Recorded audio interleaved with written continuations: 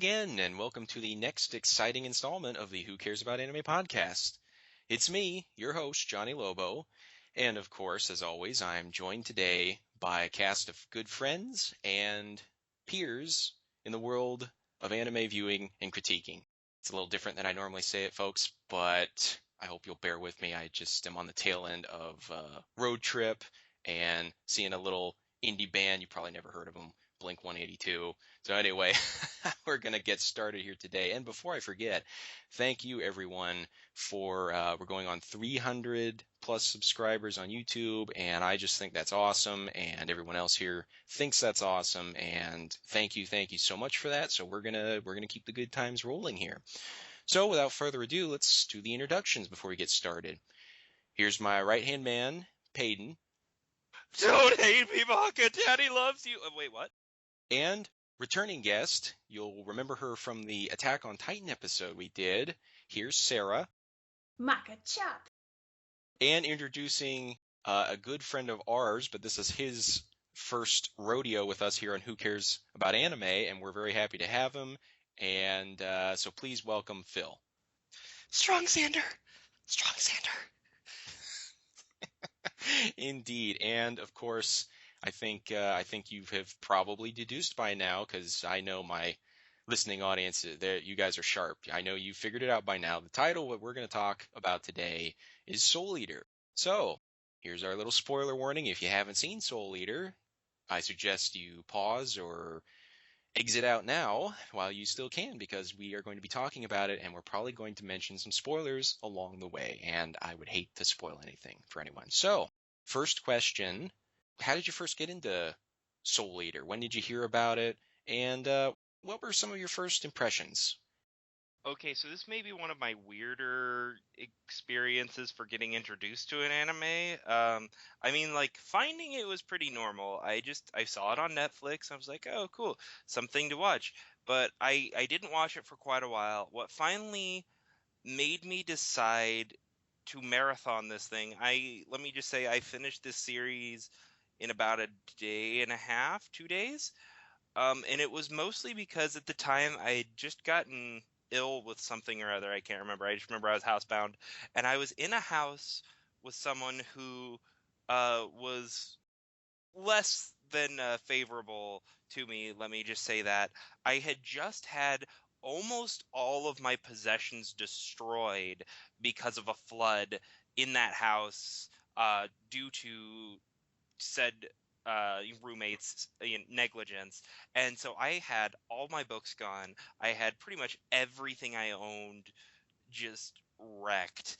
And the only thing that survived was because it was in the other room, was like my television and my game system with Netflix on it. So I'm like, well, and I lost a bunch of my games because they were in the other room. So I'm like, well, I pretty much got Netflix right now. So I popped on Soul Eater. There were a bunch of parrots squawking in the background in that place because it was just a bird-infested hellhole. And so I just cranked up Soul Eater, and it was like, I hope this is something like intense and fun to watch. And I kind of discovered, I'm like, well, yeah, it gets pretty intense, and the animation is beautiful, but this show is freaking funny. And this show has some like really interesting, fun, just very lighthearted, but easy to like get enraptured with types of characters. And it helped me kind of forget the whole like ridiculous sandstorm of hell that was my life that summer, and really kind of sit back and just have some fun and totally get lost in a world where the sun and moon can smile and apparently bleed, and the Grim Reaper is a comical head of a kids' university, and just it was just whimsical, action-packed fun. And I just, my first impressions of it were just, wow, what a way to kind of lose yourself for a while in a world that is just utterly charming and yet surprisingly dark at the same time. And you always have really good stories behind your origins with anime, Paden. Sarah, how about you? Well, I was in my second year of college, and my roommate, who she's one of my best friends, she was like, Okay, so there's this anime, you really need to watch it. It's called Soul Eater. So I was like, all right, I haven't been watching anime for a while, and it might be cool to get into something again. So she popped it in, started watching it, and I didn't get it at first. And sometimes with anime, I have to watch it like two or three times from the beginning just to like fully get into it. But once I did, it was like wham bam in your face. I love it. It's probably one of my favorite animes. It's on the top of my list. So obviously, my first impressions were, I wasn't sure at first, but then completely got into it. It's it's like Peyton said, it's whimsical, but it's dark, and it's got some of, I think, the best characters. And I think some of the best stories, they have comedy plus drama. You have to have that little bit of light humor and lightheartedness and then go full deep into a story. And I love those kind of animes. I love those kind of stories. All right, very cool, very cool. Let that be a lesson for you, parents. College, it's a gateway for all kinds of horrible things for college kids, like horrible things like anime. I'm with you there on really getting back into anime around college, around that time. So that's a great story. Phil, how about you? When and where, and what kind of caught your eye? I kind of had a similar thing like Paden and Sarah. At the time, actually, it was when you and I and JJ first moved into that apartment, and we had been there for about 6 months. And I was, I'd been getting back into anime since, a little bit of high school and middle school, and I saw Soul Eater on Netflix, and it was, this is circa 2000, I think 11 or so. And this was streaming was a thing on Netflix, but anime, the like genre of like anime that they had on Netflix wasn't huge because I think this was also around the time that they just moved anime from being in the kids section, which irritated me. They moved it and they actually made an anime section. So yeah, one day I got on Netflix and I saw it and I'm like, okay, you know, there's not a whole lot to pick from, but it looks good and I'll try it out. So I saw it and watched the first episode, and admittedly, I didn't hate it, but I don't know why it didn't pull me in right away. So at the time, I had dropped it, and then about a year later, it was Halloween 2012, and so I picked it back up and watched it all through October, and actually finished the last episode on Halloween, funny enough, and I fell in love with it after that. I mean, not no particular order, but I could probably put that in my top five favorite anime of all time, and it's just such an amazing show, and it's something where it's got action, but it doesn't take itself serious all the time, and it shows that it can be funny and lighthearted, and just stuff like that. And I think it's a really great anime to watch and get into. All right, fantastic, fantastic, man. Halloween, what better time to start an anime like this one? And for me, it's great you bring that up, Phil. For all the boys and girls listening, and incidentally, that yeah, me and Phil and a mutual buddy of ours, JJ, we moved in as college, and we were splitting rent three ways, and so I remember you were getting into it, Phil, and I remember being like, "Oh yeah, okay, well maybe I should check that out." And for the life of me, I don't know what it was that it just didn't like grab me like I don't know Attack on Titan. I guess with Attack on Titan 2, it was in my face all the time whenever I went online too, and it got to the point where it's like, okay, I'll try it.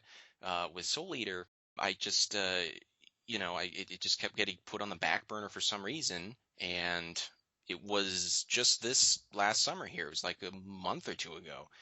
Uh, I've got Netflix. It's on streaming. It's still there as of this recording right now. And I said, you know what? I'm gonna try it. And from the get go, my first impression, one of them was, oh, I really wish I'd have done this sooner. Like, let's see, 2012 here. Wow, that's going to be 4 years ago. 2011, 5 years ago. Wow. And I remember when Netflix, it was very, very scant with anime selection, especially on streaming. So yeah, when I started out, I immediately liked the character designs. That was one of the things that I often don't comment on as my first thing in these podcasts or in general with a title, but that was really what really grabbed me at first, and I really liked it. It just I couldn't really describe it. It's kind of sort of steampunk-esque.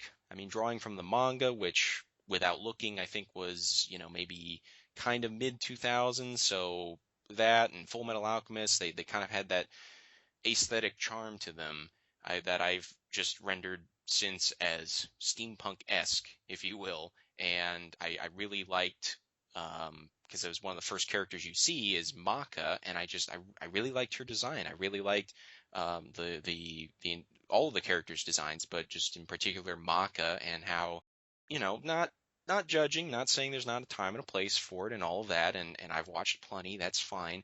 But it was nice. It was a nice change of pace. I had a female protagonist, and she wasn't just this, sex symbol. It wasn't just this, really fan servicey thing or scantily clad whatever. It was just she felt unique and kind of more relatable. And like I said, I wish I had seen it in my younger days. I wish I had seen it. I wish it was possible when I was in high school. That would have been great. That would probably really helped a lot. But yeah, that was my first experience with it.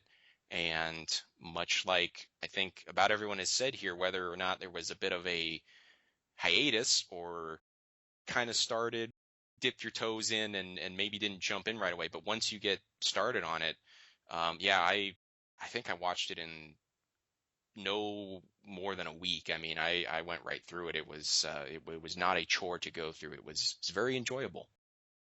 Moving on to the next question, I think it'd be fun to hear because I'm so new to this. I really haven't talked with any of you guys about this, so I'm really curious to hear about everyone's favorite characters, and if you are so inclined, if you want to mention if there's any least favorite characters you have. So, Paden, how about it?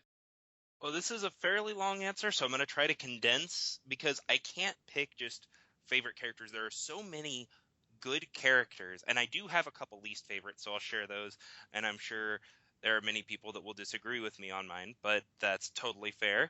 Um I'll just separate it out for the male characters, the ones I tend to like best. I always really liked Blackstar, despite how obnoxious Blackstar can get. I find Blackstar to be the most amusing, ridiculous character that just has so much potential and is just such a freaking idiot. And I just have met enough people that I'm like, I know you in real life everywhere.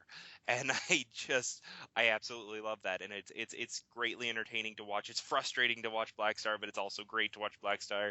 I the first time I watched Soul Eater, I've been watching it through a second time, and Soul was not my favorite part of the first one. I was kind of like neutral, but I have met Micah Solasad, the voice actor for the English dub of Soul, and that guy has such charm that now that I've met him as a person, seeing Soul has like a whole new meaning for me. So it's kind of a interesting, like, kind of celebrity effect, but regardless, it's very interesting watching the dub, hearing Micah's voice and going, "Wow, this is a truly good human being doing this part," and it just makes me appreciate the part a lot more.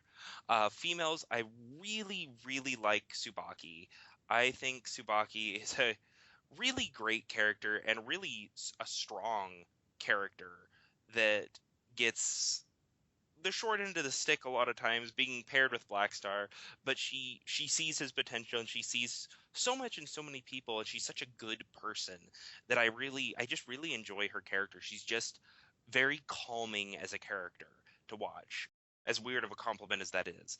And then the other female character I like, just for sheer ridiculousness, Blair is greatly entertaining. That cat is so ridiculously fan servicey, but also manages to just be her own unique little part of the show that you just easily forget about, but can be so entertaining for that, like, light little moment of, oh yeah, this also has a lot of humor to it. Like when the series does get dark, it's like, oh yeah, and then there's Blair. But least favorite characters, I've got a male and a female. Oh, I guess I should mention one character that used to be a least favorite but grew on me is one I can't put in a favorite female or favorite male, and those fans of the series will probably know I'm talking about Krona. And the English dub lists Krona as a male. The Japanese creator never listed an actual gender, and finally came out here a while back and said, guys, just stop asking because I don't even know. Like, they never really determined. They drew the character like, I like this character. Is it supposed to be a action boy or an action girl? Is it supposed to be sexy? Supposed to be not? And they're like, why do we have to choose? And so they just never really decided. And I find that kind of interesting. But then also watching the character, it's just a very interesting character development on that one, and it Krona really grew on me as time went on. But least favorite characters, one of them is actually what John just listed as a favorite character, which is Maka, and it's not because she's a bad character. Don't get me wrong. I think the character, I agree with everything John said. I think exactly the type of character they needed, exactly the right time. But I feel like by the end of the series, spoiler alert. So if you haven't seen it by this point and you haven't quit out, please, plug your ears or go watch the show. But I felt like they really Mary Sued her by making her into this kind of like, I'm a Meister, I'm a weapon, I'm a this, I'm a, it gets a little too stereotypical shonen protagonist for me to just have all the answers and for it to suddenly work. And then the other one is Death the Kid, and that's merely because I I'm not a fan of the stereotypical fangirl bait type character, and to me that's all he ever strikes me as. I don't really see the joy of his character, and maybe that's just my personality, but just never could gel with him. All right, man. That's so fun to hear, and that sounds like a lot of fun. You got to meet Micah. That gave you He's a a new great guy. appreciation for the character. If you ever get a chance to go to a convention where Micah Solisai is there, he is not only a nice, funny human being, but he is also one of the classiest people. He refuses to trash anyone in the voice acting industry, even when people like try to ask him, "Did you feel like you deserved a part better than someone else?" He will not answer the questions. He'll tell them, "I don't answer those types." If they ask him like who's hard to work with, he'll say something like, "That guy who plays Soul in Soul Eater, he's such a jerk." I see that. I see that. That's cool to hear. That's professional, and I think a lot of people in the industry in the voice acting realm kind of have a kinship like that, and I think that's great. So, um, Sarah, how about you for favorite and or least favorite characters? Okay. So I it's hard to pick a favorite character because like Peyton was saying, there's so many characters. They all have so many different personalities. Um, but I love Maka, but I like the different female approach instead of being, the damsel in distress or the fan service. It's kind of nice to see the girl come in and she can, whip the boys around a little bit. So I definitely like her, and I love Krona. I there's one of my favorite episodes is the one where they're little kids and she's in Krona's mind and with the sand, and she's just erasing his little line like it's no thing. That's probably one of my favorite episodes, and they're probably my two favorite characters. I I really don't have any least favorite characters. I mean, I could say, oh, I don't like Mosquito and but it's not the character. I mean, I think they did really well with their writing so that I hate that character because that's how the writing is. I will say though, I hated Excalibur when I first started watching this show. But as I've watched it and continued to rewatch it, he's earned a little special place in my heart, and I have to sing his little song every once in a while. Fool. I'm kidding. Man, that's great. Of course, how can we forget Excalibur? Man, thank you for sharing there. Phil, how about you? Favorite and or least favorite characters? I don't actually have any least favorite, funny enough. So, as far as favorites, I really like Soul, even though it's kind of like well, no duh, he's kind of the poster child of the show, along with Maka. But I like them. I like them both, and I like them as a pair. Actually, I think they make a good weapon and Meister pair. Um, Another one here that I do enjoy as a pair. I do like Dr. Stein and I do like Marie. I like, once again, spoiler alert, about halfway through when Dr. Stein starts to go insane because the Kishin gets out. And I like how Marie has to keep him stable. And I just kind of like that bond between the two of them. And it feels really good. I also like Lord Death. It's just funny because he's the Grim Reaper, but his voice is so silly. And I mean, they explain that because it's like he's recruiting kids to come to the school to make weapons for him. So obviously he can't be scary. He has to be friendly up, to get up to the kids and everything. And also I met the voice actor for him, John Swayze, and John Swayze is a really, really nice guy as well. And he's really fun to be around and answer questions and stuff like that. And of course, then too, because reasons, I like Blair, of course, because of the chest meat and the cat ears. And then I also have a very, very special place in my heart for Excalibur. I will admit, if they just made a series of it, just Excalibur, I would marathon the hell out of that. I could watch that all day. I'm not even joking. I always think about his little song about going to California. And I also think it's funny when Blackstar pronounces his name the first time as Excalibur. So that always got to me, and I've been when I first watched it, I guess I could say I didn't really like him in the first episode because I was like, he's kind of annoying. Just how he's like, well, if you want to use me, you have to follow all these provisions, and but you're following the provision now, so no, that's actually not right. Let's redo that, and it's like, no, let's not. But then after you see, a part two, part three to him, and then he shows up at the end, it kind of grew on me, and then I've loved him ever since then, and he's probably one of my favorite characters. So Excalibur.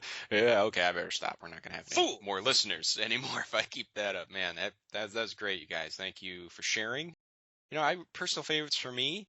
I'll go ahead and say absolutely. I'll echo Lord Death. I liked that take on Death slash the Grim Reaper slash Shinigami.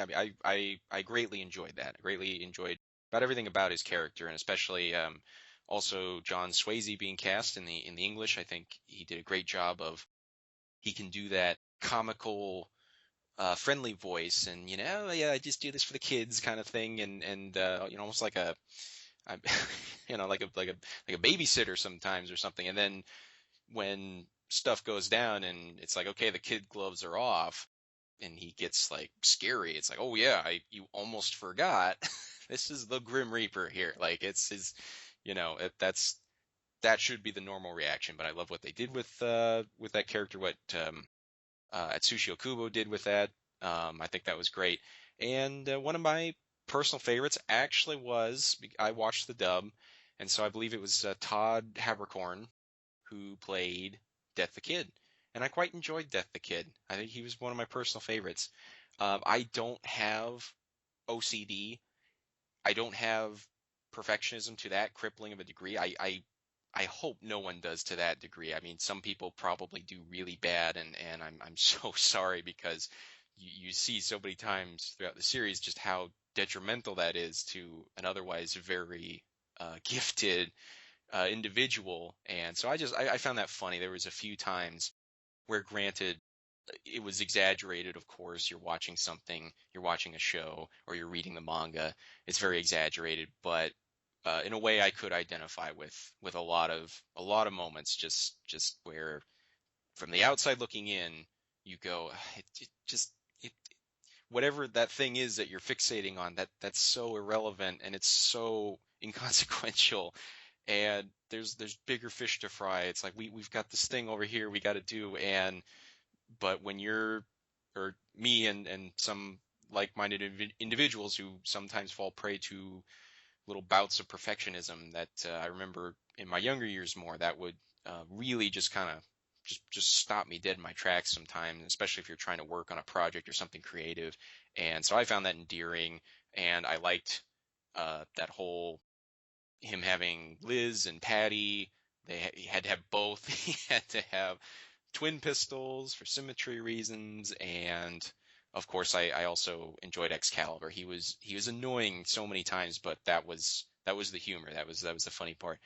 I personally did not care for Black Star. I really didn't. I didn't hate him. I saw his journey and had some great moments and all of that. But so subjectively, this is subjective. It's a good character. Subjectively, did not care for him. He was like if you would have told me before Soul Eater, like there's this character who out enthusiastic young shonen protagonist Naruto, I'd be like, get out of here, you silly. No, no, there ain't. It's like, oh yeah, he's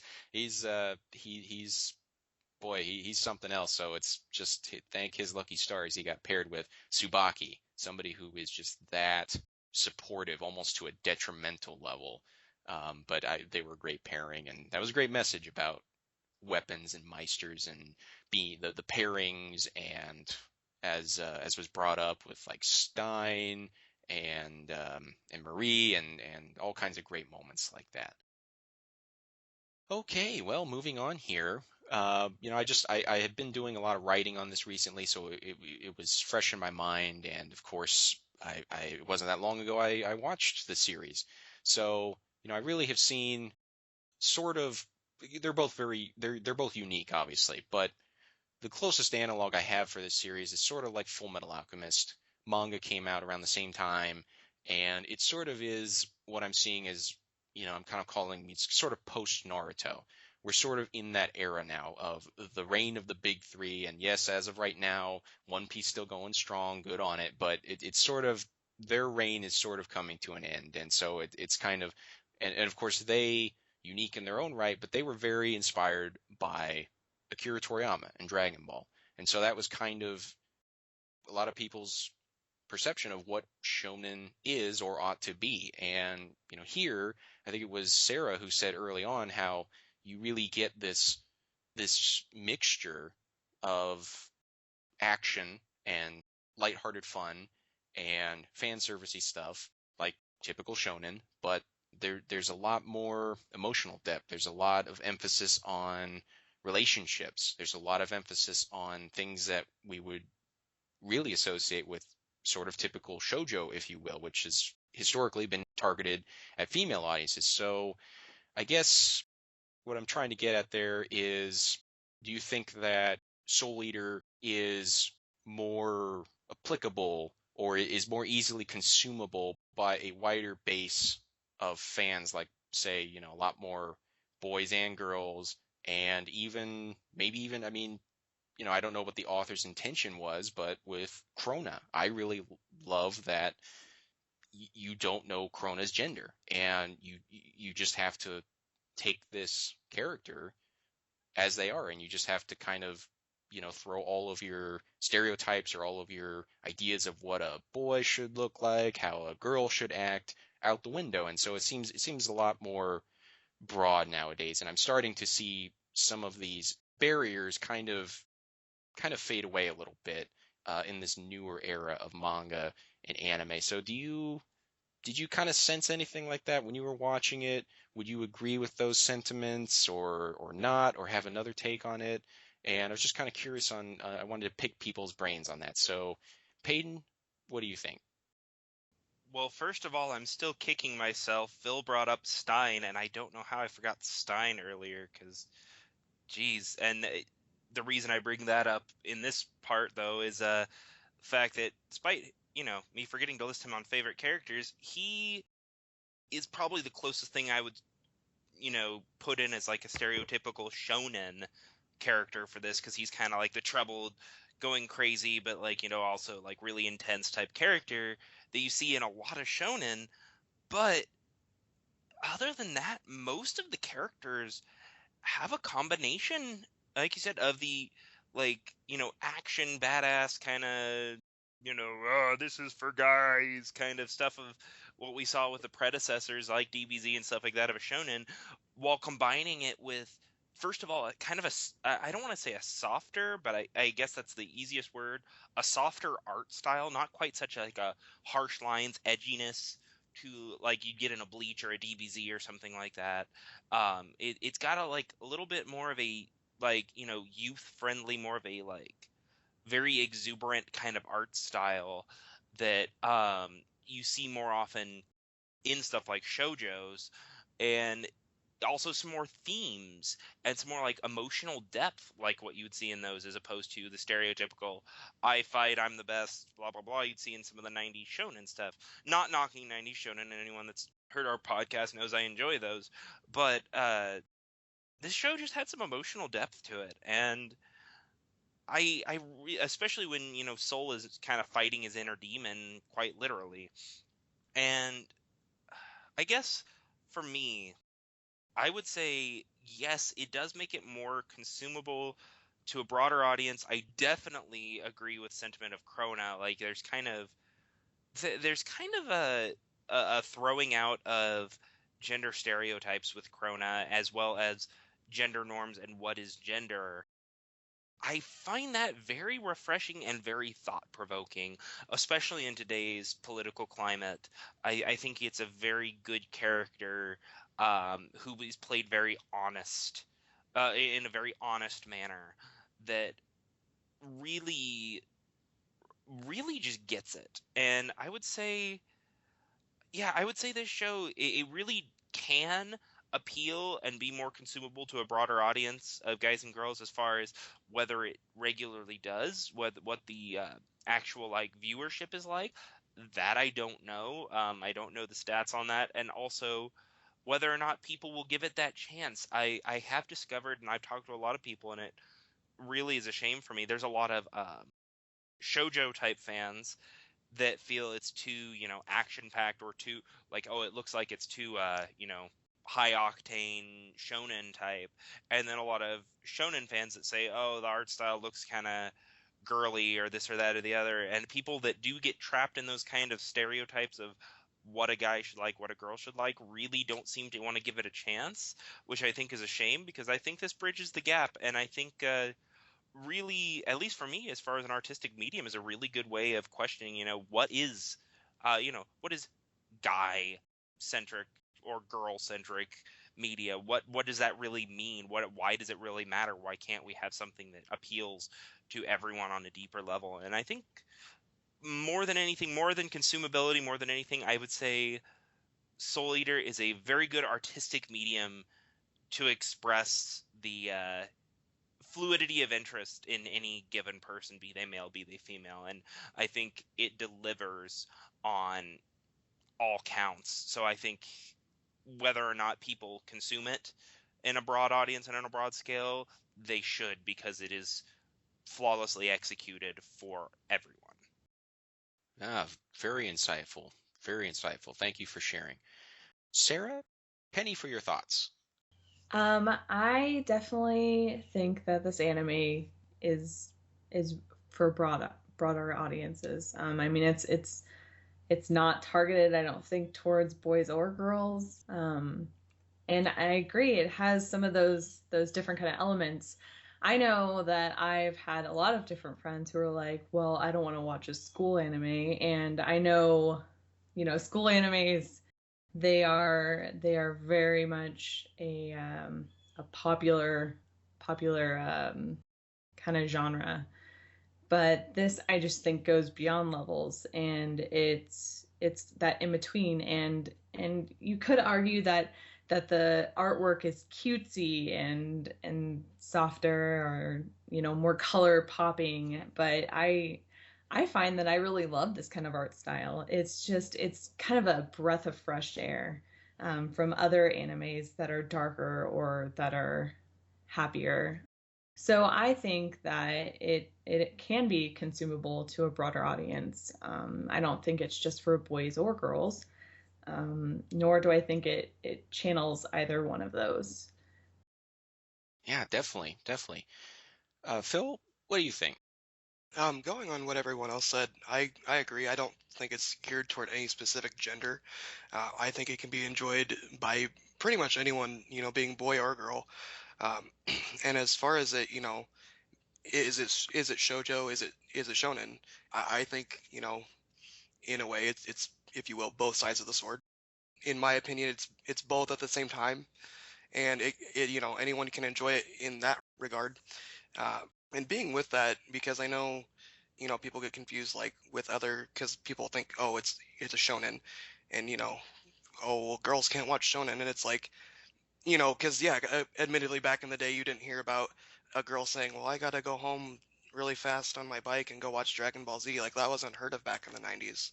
You never heard of anyone saying that, and then you have all these people, 20 years later, like, oh yeah, I watched Dragon Ball Z, whatever. And it's like, wow, you just never know that until someone admits it to you. But I think this is something where it shows that it has both elements and it can be inviting to anyone. And admittedly, when I first saw it, I saw the art style and I was like, it's kind of cutesy and it's got bright colors. And then I was like, but then Soul kind of looks serious and like stylish. And I'm like, I don't know who this is for.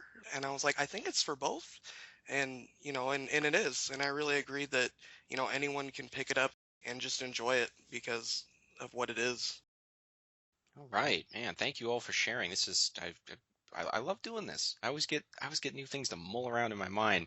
I didn't even think about really very much, Peyton, about how you said like, unfortunately, you try to appeal to both sides of the aisle. You might have folks, you might have neither sort of thing. Shoujo only folk, shonen only folk, kind of being turned off by it, turned away from it.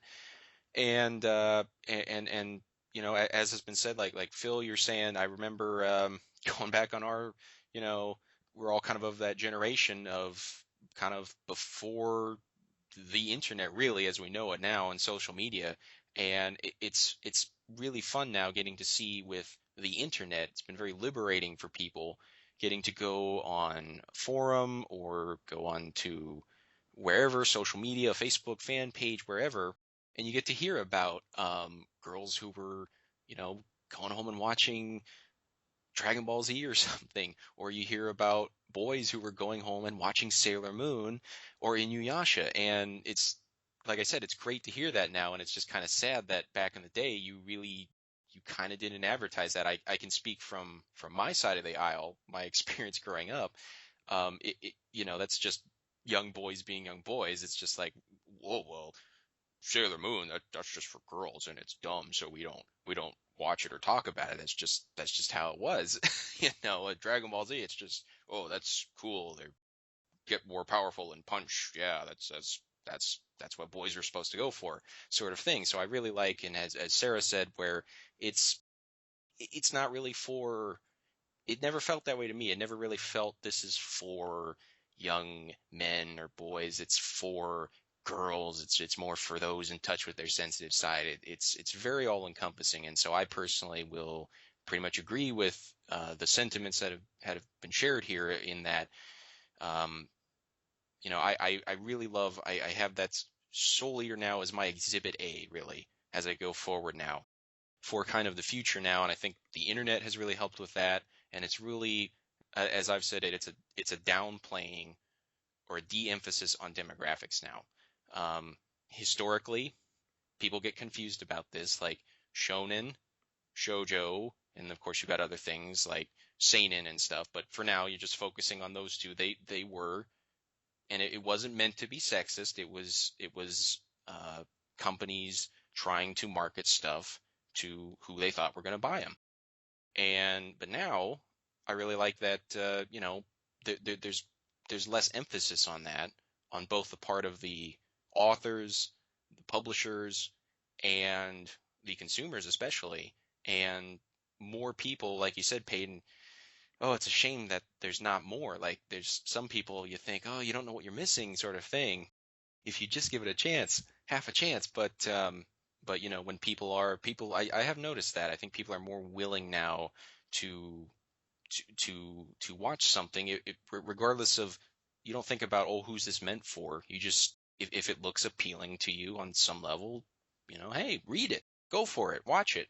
And I think that's great, and that's kind of Soul Eater in a nutshell. And I think that's goes with the whole weapons and meisters It goes with the theme of resonance and harmony and all of that good stuff. And so I think that's it's going to be very telling, I think, as we go into the future, as we look back in hindsight at we had DBZ, Sailor Moon, then we kind of had the big three, and now we have things like Soul Eater and Full Metal Alchemist. Full Metal Alchemist, and I think Soul Eater for that matter, technically would probably be classified as shonen, but nobody is gonna say, "Oh, well, Full Metal Alchemist, that's for boys." Like, no, absolutely. There's just as many, if anything, maybe more girls like Full Metal Alchemist than boys. Who knows? I mean, and Full Metal Alchemist, one of the most popular shonen titles of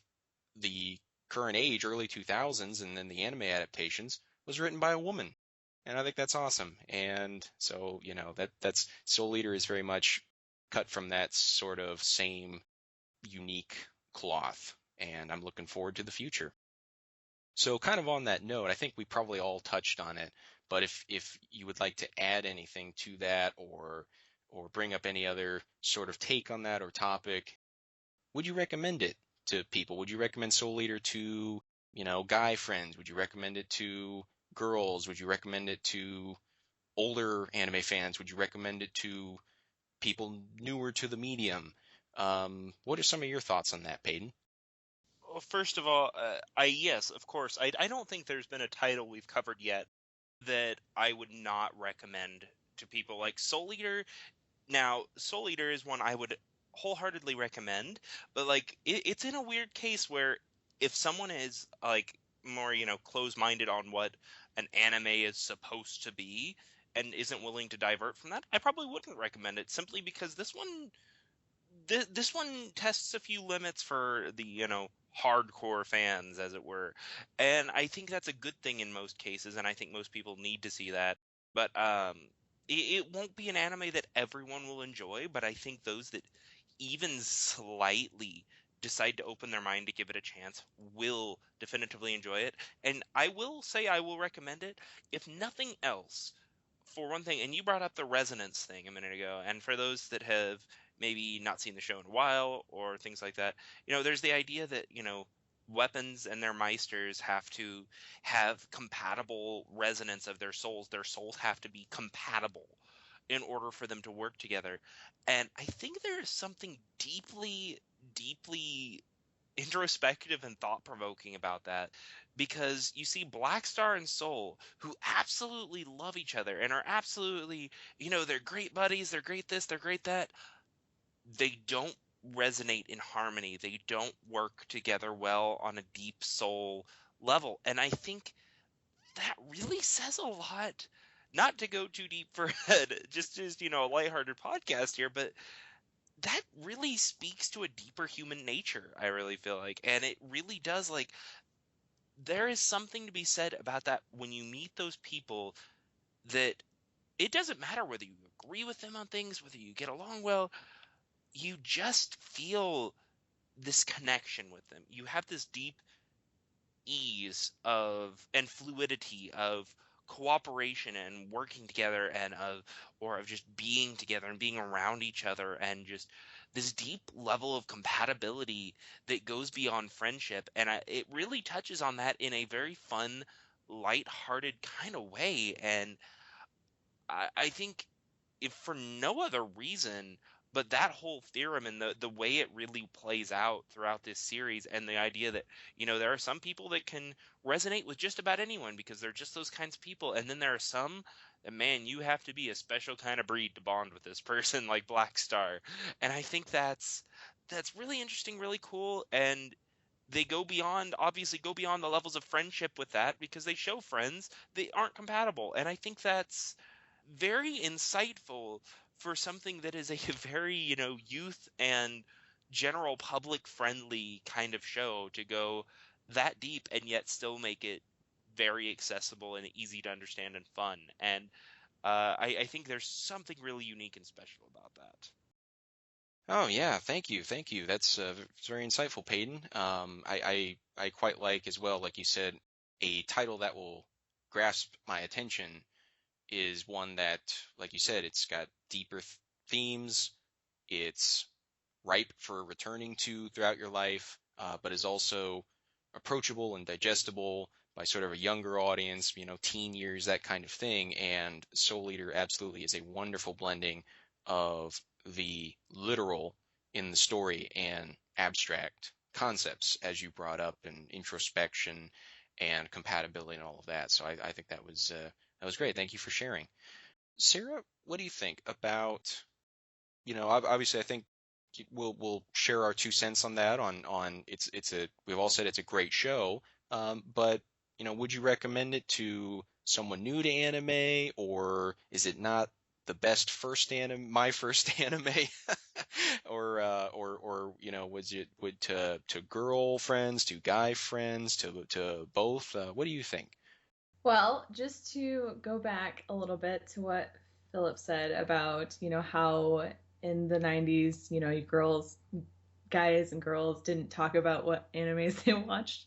Well, I did not ride my bike home, but I did go home and I was so stoked to watch DBZ and Outlaw Star, and I just had to say that. So here's me coming out saying Woo! that I used to watch. That's okay. I used to watch Sailor Moon after school every day, so Yay!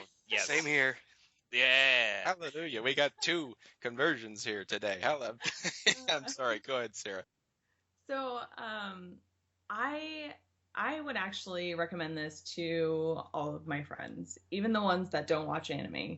I think it has something for everyone, and I have actually recommended it to a couple of friends who did watch it. I watched it with them. I've watched Soul Eater like 6 times. So, um, and they liked it. I mean, there was a couple that were like, "Oh, the ending was bleh," but they really did enjoy it, and I think it has something for everyone. Whether you love the humor, whether you love the drama and the deep stories, whether you love crazy scientists or crazy swords with black blood. I think it just has something for everyone, and it just hits a special little place, in your heart. And um, I don't know. I would definitely just recommend it for a newcomer, someone who's trying to get back into anime. Um, it's just so unique and so different that I think people can have different kind of perspectives on it. All right, fantastic, and that's so great to hear. That's awesome. You're going home and watching DBZ, Sarah. I never knew. That's this will affect our friendship. No, I'd be. I think that's great, and a little Outlaw Star Love there too. Man, that is awesome. So thank Of you so course. much for sharing. Phil, how about you, my friend? What do you think about recommending Soul Eater to anime noobs, if you will, and to the connoisseur alike? Uh, Funny enough, I actually showed this. I think you might remember. I showed it to JJ, and Oh I yeah. actually sat down and watched it with him. Unfortunately, we didn't finish it, but I mean, obviously, audience isn't gonna know JJ's perspective of anime, but I don't think he hated it. He did say that he liked Tsubaki and he liked Black Star, but I think he did enjoy it, and that was actually fun to see someone who doesn't normally watch anime actually get into a show with me. Like that was a good experience, and I really liked that. Um, and that was wow, that just blew my mind. As far as that, I'd say it's a good starter. Like I previously stated, there's both sides. It's shonen, shojo. So as a first starter, I mean, you're gonna kind of get a little bit of column A, a little bit of column B. So I mean, that can kind of like you're like dipping your toes in, so to speak. So you're kind of experiencing a little bit of both, and then maybe you can find out what you like from there. Because I mean, it's got the lightheartedness, but it's serious and it's got action and stuff like that. As far as recommending it um, to people who haven't seen it that do watch anime, I would definitely recommend it to them as well. Even if you just watch it once, at least give it a chance because my God, it is really great and stuff like that. And I'd agree with what Peyton said earlier. It might be a little bit harder to get your hardcore anime fans into it, maybe simply because of the art style. unfortunately. But I think the art style's, again, really unique. Um, but I certainly would just recommend that to anyone. Please just watch it at least once. Even if you just watch it once, whether you liked it or not, it's definitely worth the watch. And I would agree, though, the ending is very lackluster. But again, that's what happens when you finish the anime before the manga's over. So you kind of have to deal with what you get. But it's still really good, and I really would recommend it to anyone. All right, fantastic. Thank you for sharing. And yeah, the ending of the anime that was a little, yeah, well, but there are many adaptations out there who have suffered far worse fates in terms of how much they got to have animated and what kind of a note they got to, exit stage left on. So, at least everything was wrapped up nicely. It was a good ending. It was a good sense of accomplishment, and there was some sense of a conclusion, even though I would have liked a bit more in the way of like an epilogue of some kind. But I digress. Yeah, absolutely. I would. I think that's totally funny. I forgot about that, Phil. How we had JJ who is just like says to us, "Oh, I hate anime," and he doesn't really, but he's just not really into anime, and he just says that for fun to get our goat once in a while. But that's amazing to hear. He even had favorite characters and all of that. Um, I think as we all kind of touched on here, this is one. It's actually refreshing. If you had somebody new to anime, you wouldn't even have to explain. You wouldn't have to bother saying, "Okay, here's what shonen is, X, Y, and Z. Here's what shoujo is, A, B, C, D, etc., etc." You could just basically, and I wouldn't worry about guy or girl. If you were a teenage boy going into this, I think there's enough action. There's enough, like you said, there's even bro moments with Soul and Black Star and stuff like that. There's some fan servicey stuff, funny stuff with Blair. There's enough to keep them interested. But on the opposite side of the coin, it's not an overwhelming amount. It's not oversaturated with that, and there's enough complexity. There's emphasis on these bonds and different kinds of bonds, as you mentioned, Paden, between all these individuals and as a group and all of that and teamwork. There's all of that to, I can't see somebody who's a fan of Sailor Moon not loving Soul Eater. I know that's you don't have to like both. That's painting with a very broad brush, but to anyone, boy, girl, or Krona, whatever the case may be, if you like Harry Potter, if you like anything Tim Burton, I mean, there's even there's some little nods to like horror movies and Americana in there for good measure. Or if you're a hardened, seasoned otaku, I think they'll enjoy it too. So it's not saying, oh, there's something wrong with you if you don't like it, but I definitely agree that it's definitely, as you said, Sarah, it kind of has something for everyone, and I would absolutely recommend it to other people. Well, I think we're kind of reaching the end here of our cast today. So I was just kind of reserving this time at the end, as we usually do, for just kind of general discussion and stuff. Something I wanted to bring up really quick though, and just kind of see if anybody's answers to this. I think I brought it up at one point in the long car ride with you, Phil. But has anyone here actually seen Soul Eater not? Because I have not seen Soul Eater not. But So rim shot. So I was just seeing if anyone here has seen it and would like to kind of share with me and the rest of us and the listeners of what that's all about. I think I've kind of heard some of the premise, and but regardless of if you've seen it or not, if you're so inclined, if anyone wants to share their 2 cents about it, by all means. I actually have. All I right, we'll start with you then, Sarah. Yeah, go for it. I was searching on Funimation because I have it, and just happened upon Soul Eat or Not, and I'm sorry, but I am one of those that I only watch dubbed anime. I know, don't throw the rocks, don't throw the stones, But I have a hard time reading and watching at the same time, and I'm not very fast at it. So even though I'm a fantastic multitasker, anyways, so I came upon it and I looked at my boyfriend and I said, "Well, we're gonna watch this." He's like, "Okay." So it is different. You do get to see some of the characters coming back from the actual Soul Eater anime. It is girlier, I would say, than Soul Eater, but it does have its kind of twists and turns. The premise of the story is really interesting. So you have the main character, and it turns out that she is a weapon. She didn't know about it. It just kind of happened upon her one day, and she goes to the school, and she's in their Soul Eater Not class, and they basically are just a class where they don't really face the enemies. They're just there because they are weapons and meisters.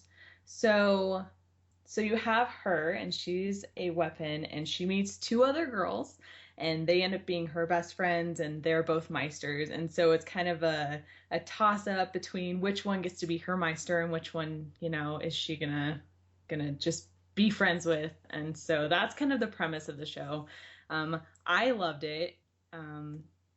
But I'm sure there would be people out there who've seen a Soul Eater that probably aren't fans. And I know there's a manga on it too, so.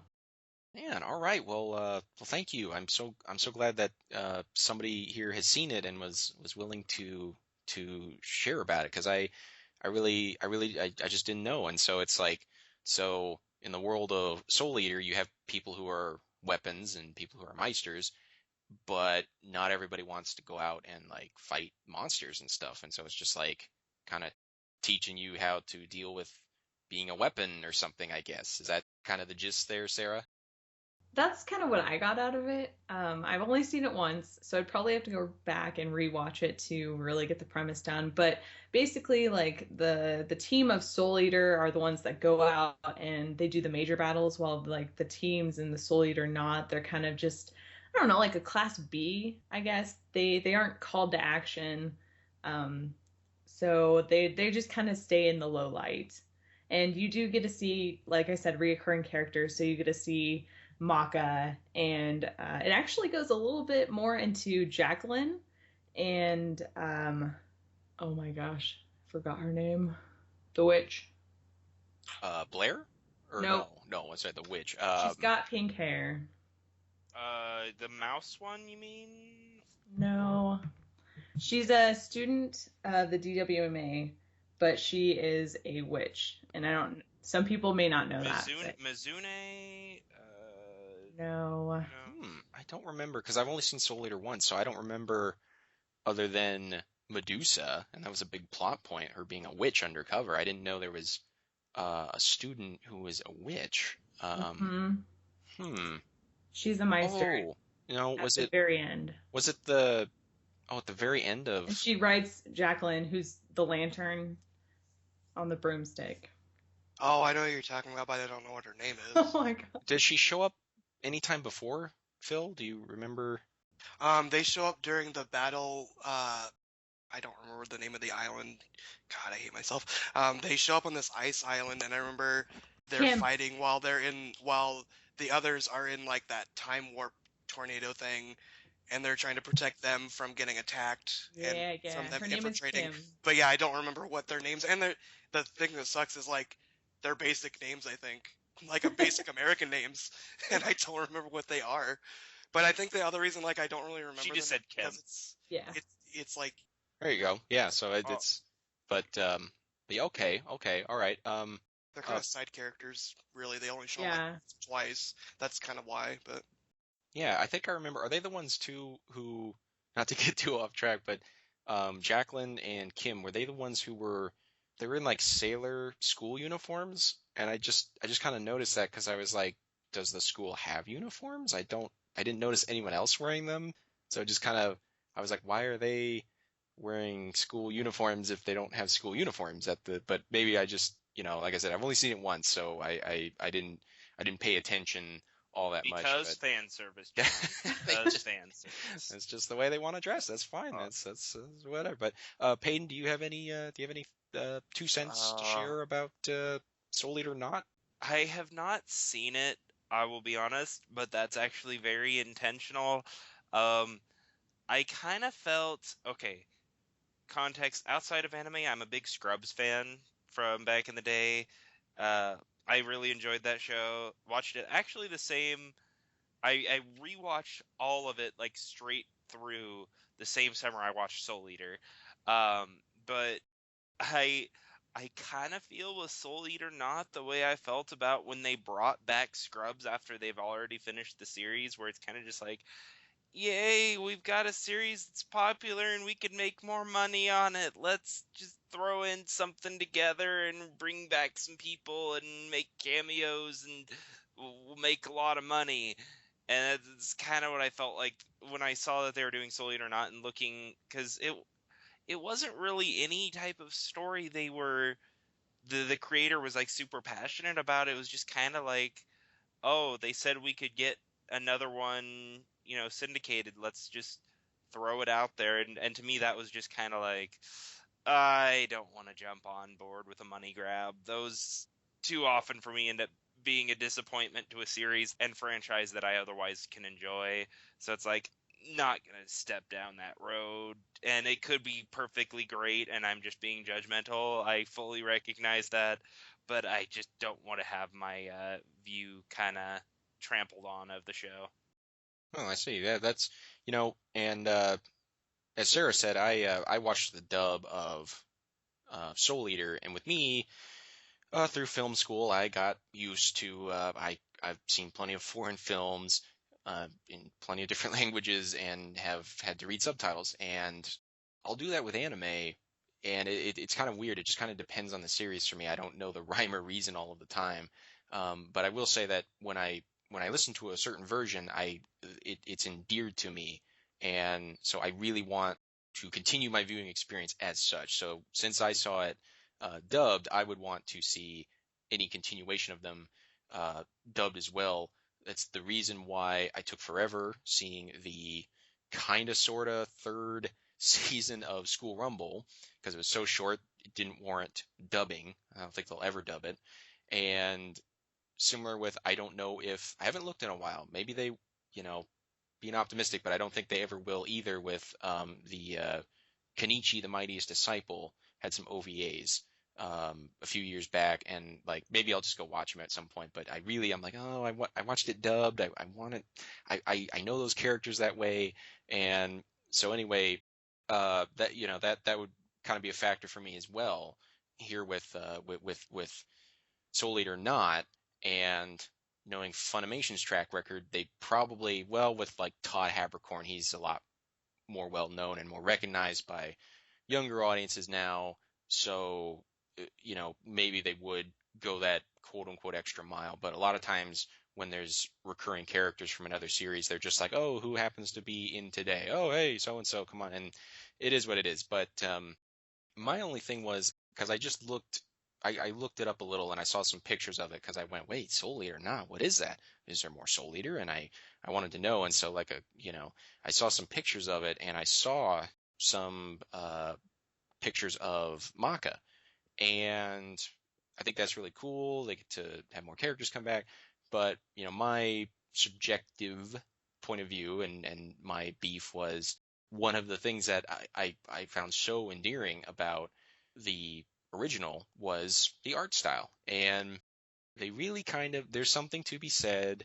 We're not talking a big span of time here. Soul Eater Not came out maybe a couple years later. So I know when a series that's 15 or 20 years old gets rebooted, it's going to look different. The times have changed a bit.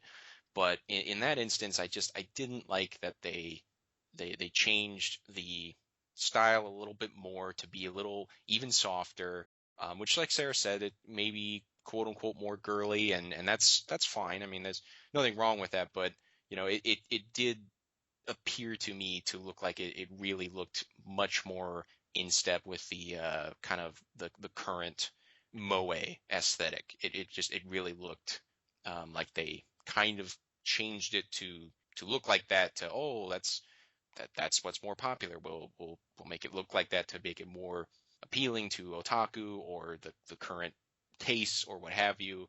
And I was just like, oh, but I really like the art style that you guys had before. That was one of its most endearing qualities, in my opinion. But I digress. So maybe one of these days, I'll get around if they dubbed it, even more so.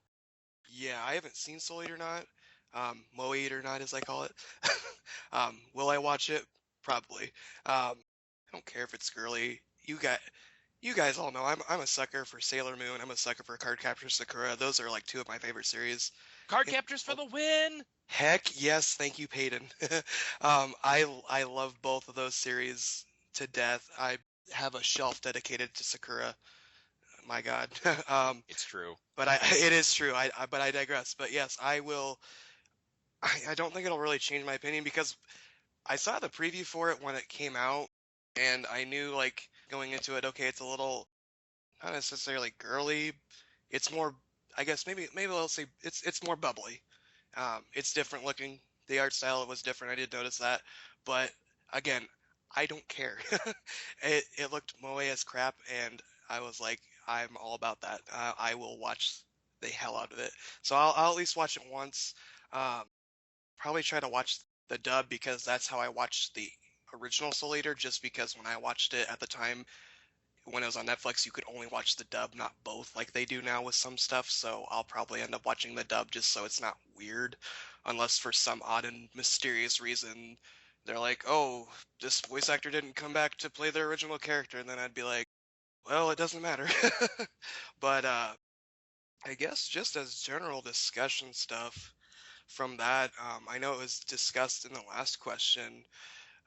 But yeah, if you like horror movie stuff or just scary stuff in general, and this is stuff that I was bringing up with you I think yesterday a little bit, John, but just within the first few, like just the first episode, the first enemy they run into, serial killer Jack the Ripper. So, there's that nod to Jack the Ripper. Then of course you have Blair the Witch, which would be the Blair Witch Project, for all you people that don't know, the movie from the 90s. And then I think my favorite, which is a shout out to one of my favorite horror movie series. It's I believe it's episode 6 is which one it is. And it is the one where they are in France and they're on the roof of this church or something like that, or some buildings, I don't remember. But they're chasing a killer named Sanson J. And that's Jason Voorhees from Friday the 13th Part 2. And he's got originally, he never had the hockey mask first. He had the burlap sack over his head with one eye hole cut out, which they respected that in the anime. And then he has carrying I think just like a regular knife, and then his shirt says 13 because obviously Friday the 13th. Um, and I loved that they referenced that in such a short amount of time. Just within like those short time between all those episodes, they referenced all that horror movie stuff. And obviously, there's going to be more stuff. I'm not going to bring up every little thing, but those are kind of the big three that I really liked um, for everything like that. So That's really cool, man. I'm gonna look for him when I watch it again because I did not catch that. I didn't I Jack the Ripper I did because I was like, okay, here we go, we're starting, and I kind of caught that, but I did not catch that Friday the 13th nod. That is really cool. yeah, it funny enough, I'm a big fan of Friday the 13th. Peyton knows this. We used to watch them all Oh the yes, time. you were actually the one that introduced me to that series. Yeah. Yes, I was. And um, the first time I watched it, I didn't think about it, and then like second, third, fourth time, every time after that, I'll always like know like, oh, that's Jason. That's who it's supposed to be referencing, and I just think that's really cool because it's like, I mean, granted, I know that Japan's copyright law is a lot looser over there, so it's like, hell, make it look like anyone who's gonna sue us, you know? Yeah. Like we've got money, who cares? So it's like, Anyone that's seen JoJo's Bizarre Adventure knows that copyright law is extremely loose over there. yeah, yeah, God, what's this yes, guy's name? that is an ACDC. emphatic Oh, yes. Oh, the newest thing. What's the name of his stand? Red Hot Chili Pepper. oh, Yep. Also, fun little like creepy thing. I'm gonna totally butcher the Japanese here because I don't speak Japanese. Newsflash. But there's something in the dub. A lot of people who've watched the dub of Soul Eater will recognize, like, in the first episode they say 42564 whenever you want to knock on death's door. Well, they had to put in a rhyme because in Japanese, when you're saying those letters, what it comes out as is shini shini goroshi, something like that, and it literally translates to death, death, murder. And when you translate it to English, it doesn't read why the number and that would be connected, so they had to make a rhyme for it. But originally, the number is just meant because it translates to death, death, murder when it's spoken out. Wow, how about that? That's, I didn't notice that because my one and only time viewing it thus far has been the dub. So maybe I'll go watch it subtitled now. That might be fun. I love it when uh, we we mentioned all these other anime. I apologize, listeners, but it just reminds me. The other day, I popped in Outlaw Star for good old times, and I had never caught this before, and it was this it was one on the hot springs planet, and Yes. the Yeah, you assassin all know that planet. yeah, The the movies. assassin who's bumbling trying to kill Jean and is just like the comic relief in that whole episode. There's a part where he's walking up the the mountain behind Jean. He's not like chasing after him. So they're in two different shots, and Jean's going up to the temple for the first time to meet Arc Mana. I think I got his name right. I'm going off of memory here, and they did not do this in the original, but it's on him for just like literally like 3 seconds. And so for the dub, they're like, why not? Let's have fun with this. He was humming a tune, and in the English, I had never noticed all these years. He's humming "If I Only Had a Brain" from The Wizard of Oz. You can hear it. He's they had a brain, and you're like, oh man, that's so. There's fun little differences there for listeners. I'm sure many of them know, but that's some of the fun of going back and rewatching stuff. And maybe if you watch something a bunch of times one way, maybe flip it over on to subtitle or watch the dub or what have you. It's can be crazy fun like that. So well, I think we're going to have to wrap it up here, everyone, for today. So, once again, thank you three for joining me and everyone else listening. Thank you very much for joining us for this installment and had three guests today. And thank you for, again, 300 subscribers out there on YouTube. We really do love our fans. We We really appreciate do. it. We really do.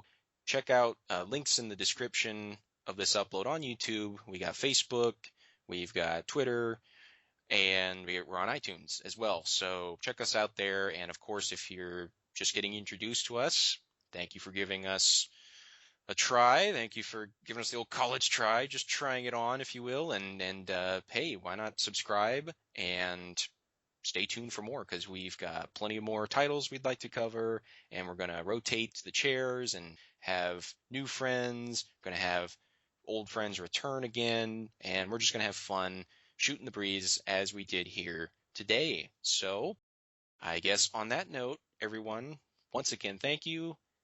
I'm Jonny Lobo, and we'll see you next time.